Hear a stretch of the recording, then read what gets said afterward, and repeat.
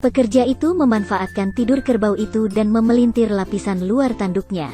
Tanduknya tidak dipotong seluruhnya, tetapi bagian mudanya dibiarkan, agar bisa dipanen berkali-kali. Dia dengan hati-hati memeriksanya apakah ada noda. Kemudian bawa untuk bekerja ke dalam tabung. Pertama dia menggunakan alat itu untuk mencukur kulit luar yang kasar. Kemudian gunakan silet untuk mencukur lapisan lain, hingga permukaan bagian dalamnya terlihat. Dia menggunakan batang baja yang dimasukkan ke dalam tanduk untuk mengukur kedalamannya. Kemudian dia menekan baja keluar dan menggunakan pensil untuk menandai posisi kedalamannya. Kemudian tandai satu titik lagi di bawahnya sejauh 1,5 cm. Kedua penanda ini sangat penting, karena pekerja akan menentukan mulut pipa dari dua titik tersebut. Dia menggunakan gergaji untuk memotong penanda kedua. Kemudian buat lubang kecil yang menghubungkan ke lubang di dalam tanduk. Setelah mengebor, masukkan satu lingkaran kawat dan tandai lagi dengan pulpen. Kemudian melihat dua garis pelek sesuai dengan tanda. Kemudian gunakan file untuk menghaluskannya. Dahulu pipa tanduk kerbau sering digunakan untuk menyimpan bubuk mesiu, namun sekarang sering digunakan untuk mengumpulkan soap. Dia menggunakan pahat kecil untuk membuat cincin cekung seperti ini. Setelah dipahat, tampilannya semakin mewah. Sisi tabung dapat diukir dengan huruf yang dipesan pelanggan.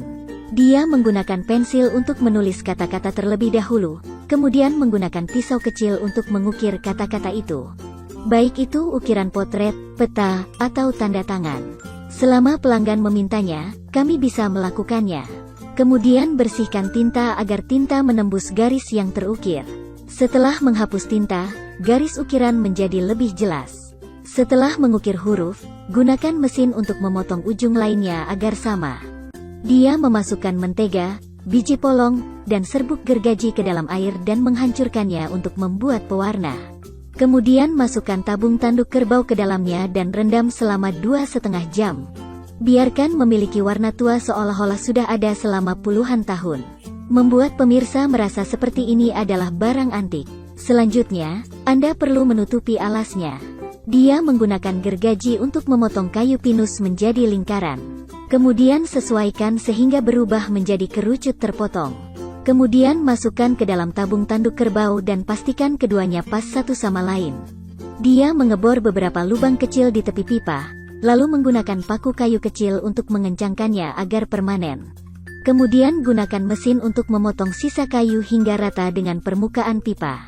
Kemudian cat dengan warna yang mirip dengan warna tanduk kerbau. Tunggu hingga cat mengering, bor 2 lubang kecil, masukkan pengait, lalu gunakan palu untuk menutupnya. Kemudian jahit sepotong kulit kerbau di atasnya. Tali kulit akan terhubung ke ceruk di ujung lainnya. Buat satu kancing kayu lagi dan Anda telah menyelesaikan tabung tanduk kerbau. Sekarang sudah bisa diantar ke pelanggan.